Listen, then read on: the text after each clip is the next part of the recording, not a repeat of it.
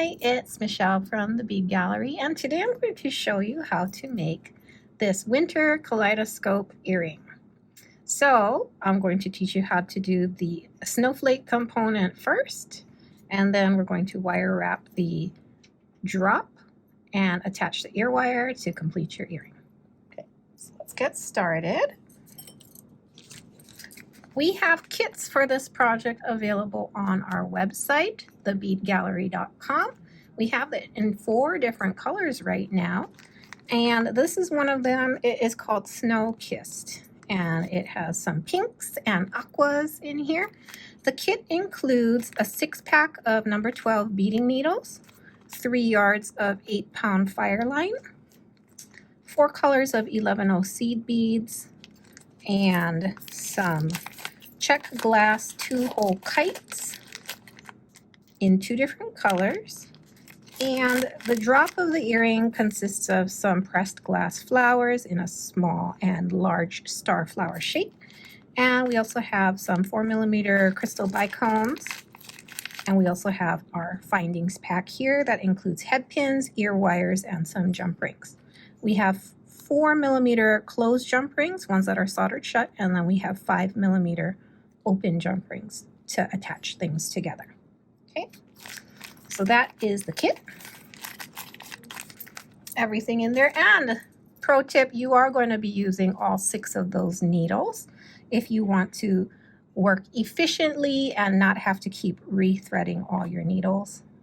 Okay, onto your rethreading all of your thread ends onto your needles, because we're going to be using a lot of ends and a lot of pieces of thread.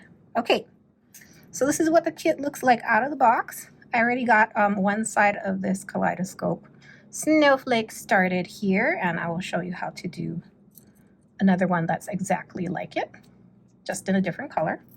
So we have our kites here. They have 2 holes. These are check pressed glass.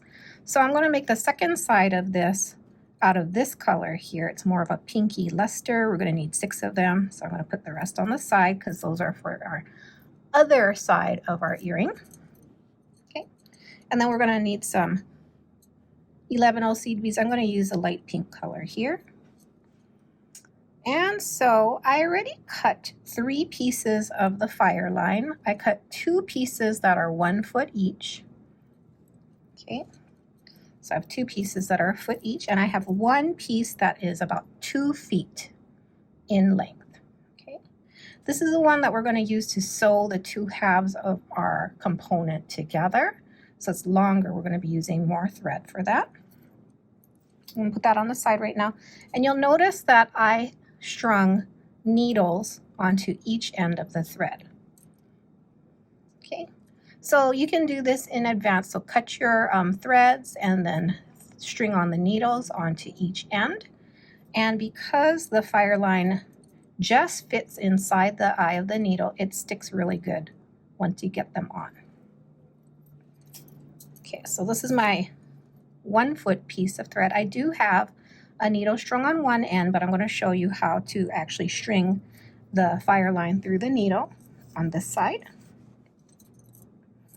Okay, so I have my last needle here. It's stuck into the plastic in the card, and so sometimes it helps to use a plier to pull it out like this. And so again, this is a number 12 beading needle. One thing you want to do is squish the end of the fire line with a plier, either a flat nose plier or a chain nose plier, but you'll want to squeeze the end of the fire line so it's really flat, about a 1/4 inch in from the tip to about a 1/4 inch in. Okay. And once you do that, you can also use a wire cutter to kind of trim the very tip at an angle like this. If you have a very sharp scissors, you can use that too, but it helps to use something like a cutter just to cut the end like this, and then we're going to string.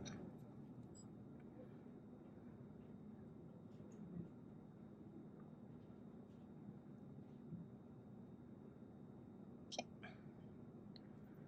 There we go, and it kind of sticks at the point where you stopped flattening it because it's rounded. So we're going to use our plier to pull the thread through the eye of the needle, like so, about a couple of inches in like this. Okay, so now I have 2 needles on my thread, and this is ready to work with. Oh, and to cut the fire line, I used a thread zapper. That's this here. Basically, it's like a light bulb filament here that gets really hot when you press the button. And I like to use this more than cutters or scissors because it cuts through the fire line really cleanly, just like this here. And you have a really nice clean cut versus trying to saw through it with some scissors.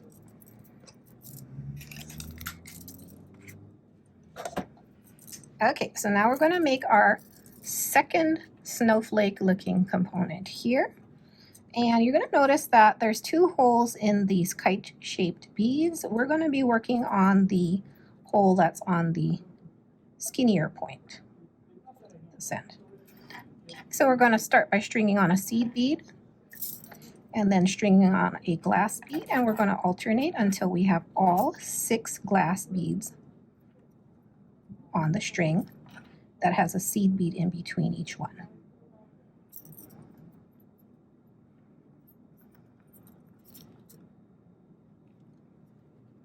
And again, make sure you go through the pointier side of the kite.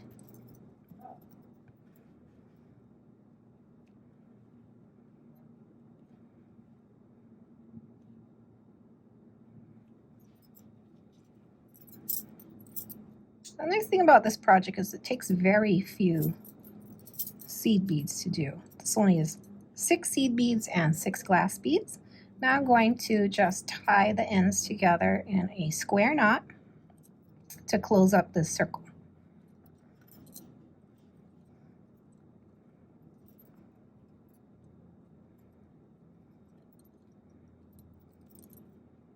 Just like that. If you want to tie a surgeon style knot, you can. Fireline knot's really small, so you can actually knot quite a few times in your piece. This is the only thing that we're going to be doing in this layer. So you can really tie your knot and fill up the holes with the thread so that it's not so wobbly. So this is the reason why we want needles on both ends, because we're going to run our threads back through that circle that we just made, at least through a few beads on each end.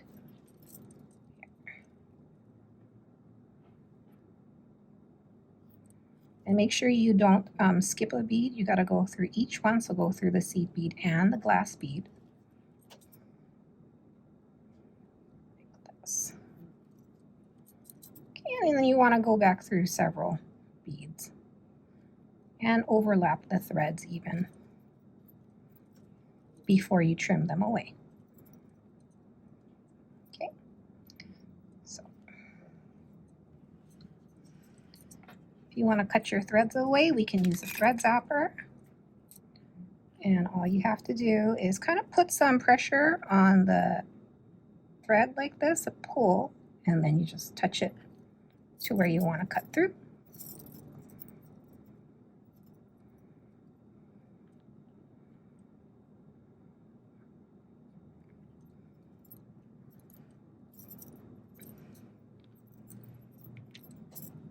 I have our second side here. So you notice I used one of each color, yeah? I have a kaleidoscope snowflake of each color. Again, we're going to trim away our threads after I ran through a couple of beads on each side, or several beads on each side. If you want to tighten it up and your loop is really loose, you can actually tie a few more knots here and there within the piece.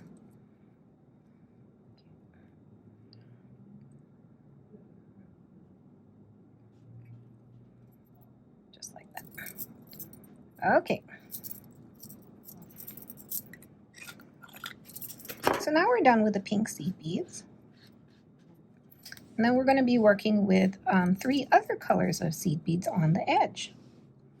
We're going to sew the 2 halves of our link component together. Okay, and we'll just have to decide which seed beads we want to use closest to the edge here. So in this sample, I use these dark cranberry colored seed beads. And in this one, I think I'm going to use these dark raspberry colored seed beads. Okay, so to start, I'm just going to string on a seed bead and go through the hole on the edge of my kaleidoscope. Then we're going to string on another seed bead, and we're going to go through the other one. Okay.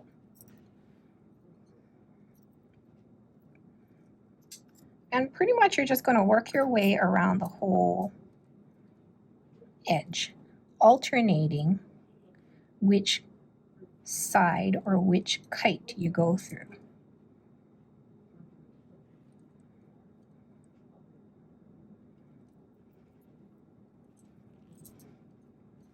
It's kind of like lacing the 2 edges together.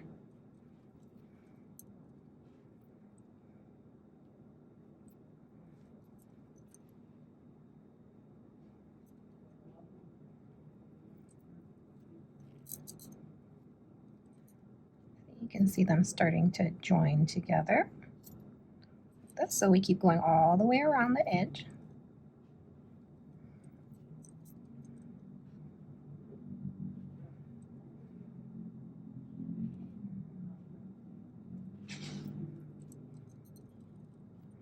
These 2-hole beads are kind of neat and fun to work with.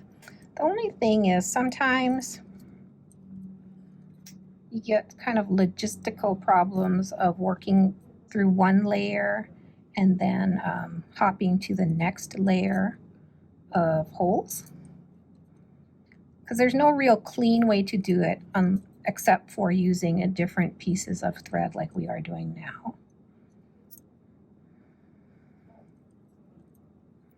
And notice that my last seed bead on the end is not falling off because my needle is in the way, which is good.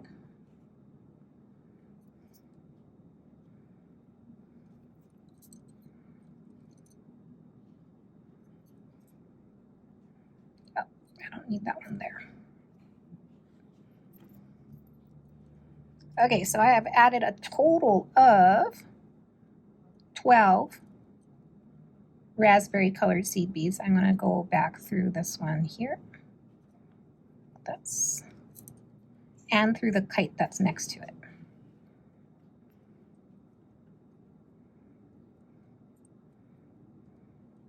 My threads want to tangle. There we go. You just pull kind of tight. And as you puff out the link component like this, you'll notice that the spaces or the gaps between the seed beads and the edges of the glass beads will close up. Okay, just do that nice and tight. And at this point, we can continue going around the edge. So I'm exiting out of this glass bead right now. I want to exit out of a seed bead, so I'm going to go through the next seed bead like this. And then I'm going to start to add on the edging here. Okay, so for my points, I'm going to use these blue ones here. For the middles of my edging, I'm going to use the silver beads. Okay, so then you're going to string on 3, and then you're going to go to the next seed bead.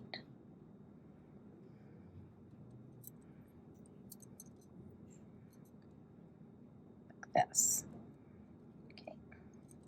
And then we're going to skip, so we're going to go through the glass bead and then through the next seed bead.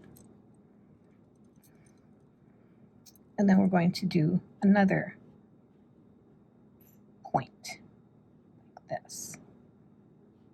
So you string on 3 beads, and then you're going to go through the next seed bead. Okay.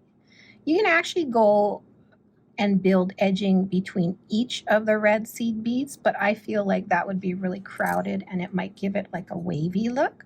So I skipped every other. Okay, so we're only going to have 6 points edged on our component.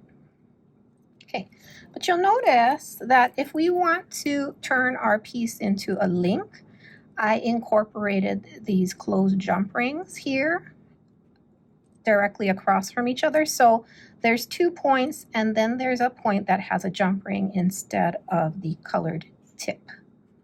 Okay, so don't forget I did 2 points already here. I'm going to have to add my jump ring.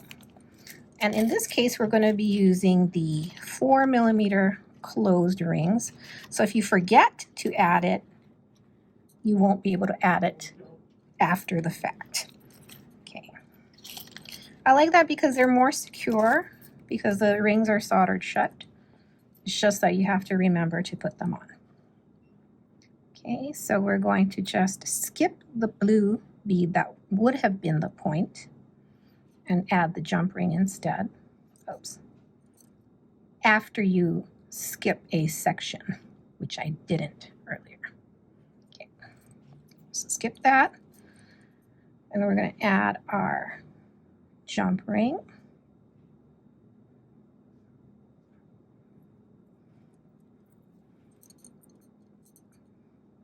And you want the jump ring to fit between the 2 seed beads. Here, like that. You want it stuck between the seed beads, not sort of on one end. Okay, again, skip another point.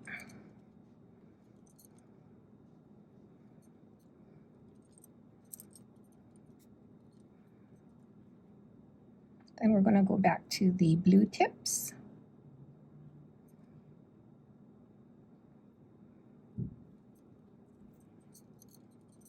For 2. Okay, we're going to continue around our component.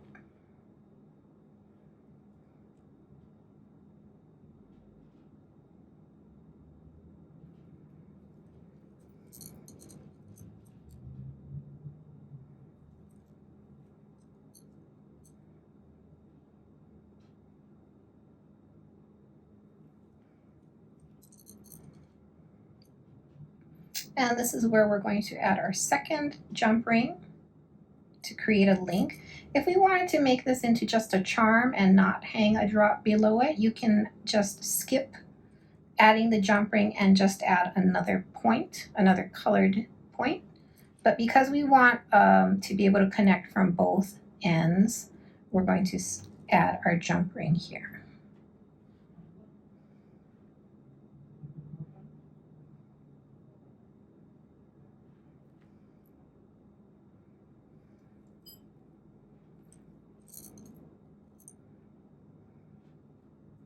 Again, catch the ring between the 2 seed beads.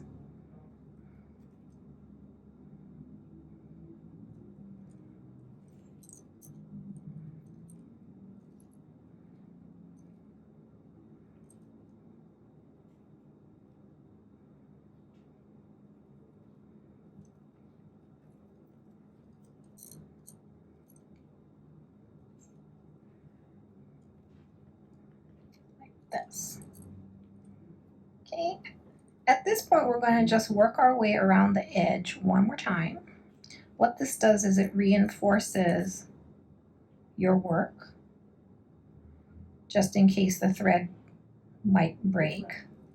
At least your piece won't fall apart. Okay, make sure you don't skip any beads. And you can get your other thread end and start going through your piece in the opposite direction just so you can meet the 2 ends together to tie them in a knot. Okay, so we're going to just back through our piece here.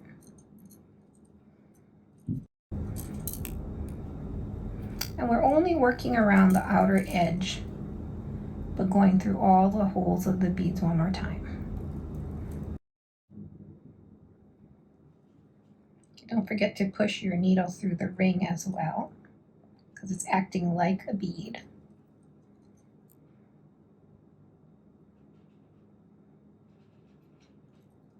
Okay, and so our thread ends are near each other. We want them to be exiting neighboring beads at this point so we can tie our thread ends together.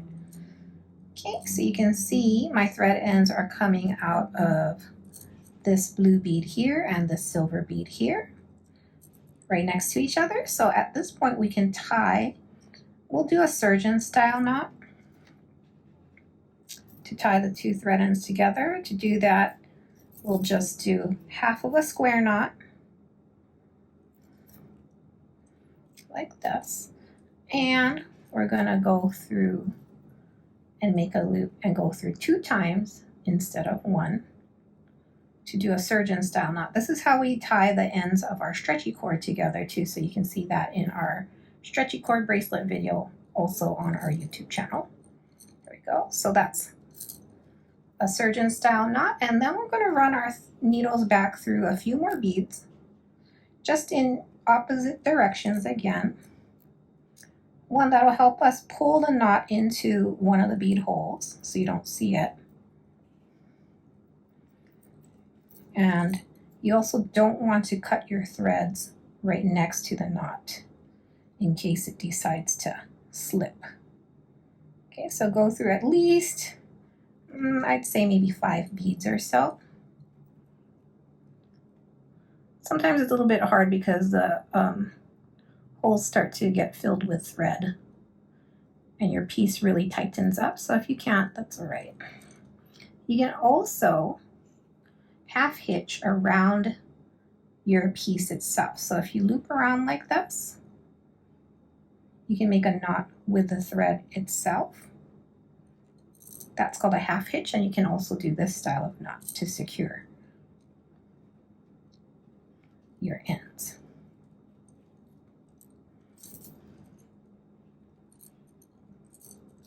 That feels pretty tight, so I'm going to go in this direction.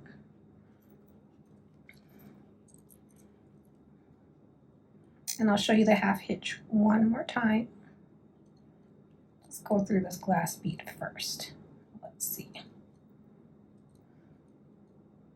Okay.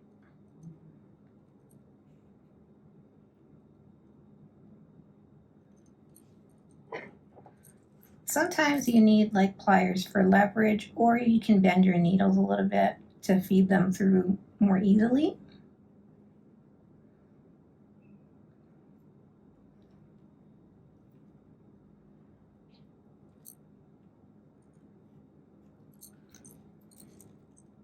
So we're just going through our piece a little bit.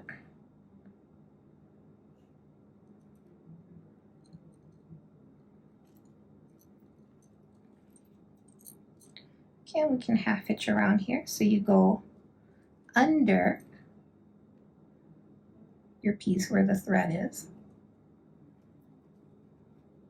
And we're just going to knot around like that. See how it's knotting with itself?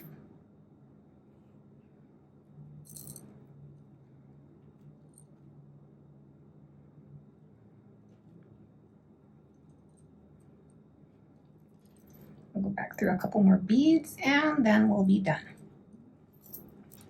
Okay, and then I'm just going to cut my thread ends away with the thread zapper, and we are done with our little kaleidoscope snowflake link. Here we go.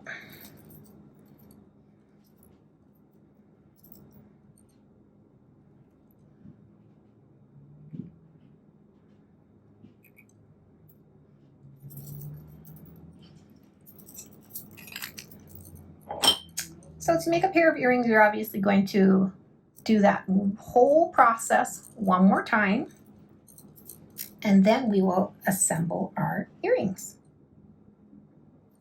Okay, so once you have your link component made, you can assemble your earrings.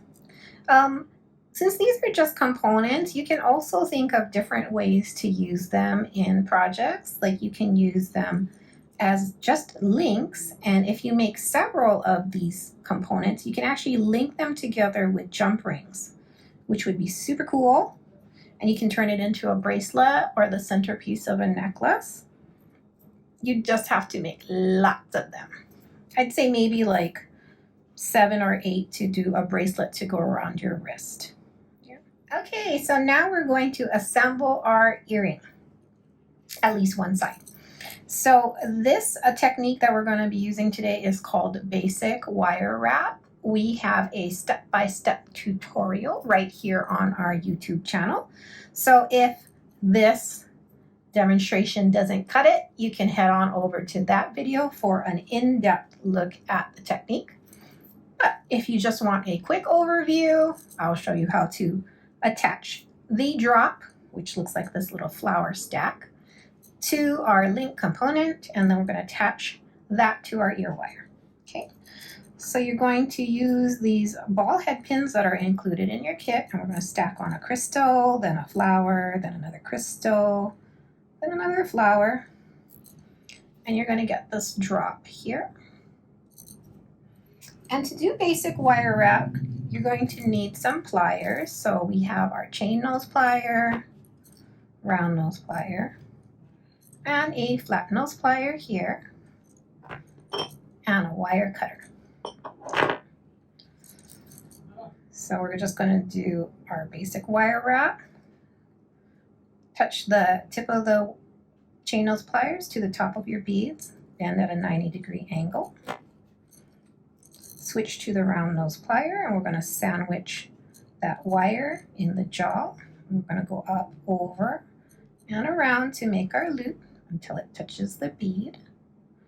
Then we're going to switch to the lower jaw and complete our loop and push forward to a 90-degree angle, like this. Okay. And then we're going to just open that loop a little bit like a door to hook our component on. And then we're going to use our chain nose or our flat nose plier to hold the loop while we wrap this tail around the wire that is below the loop. Since I like to see what I'm doing after every turn, I'm going to flip the piece so I can always keep doing the same motion.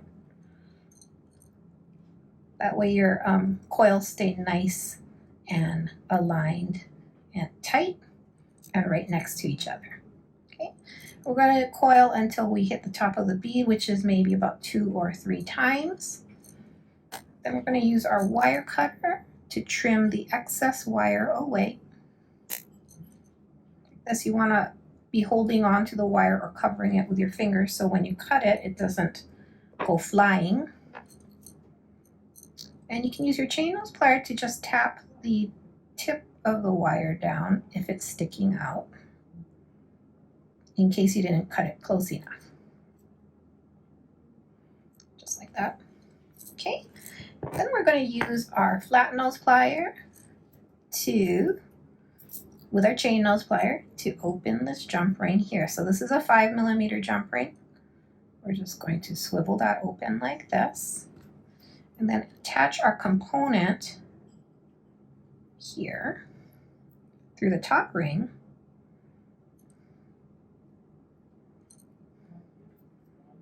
to the ear wire.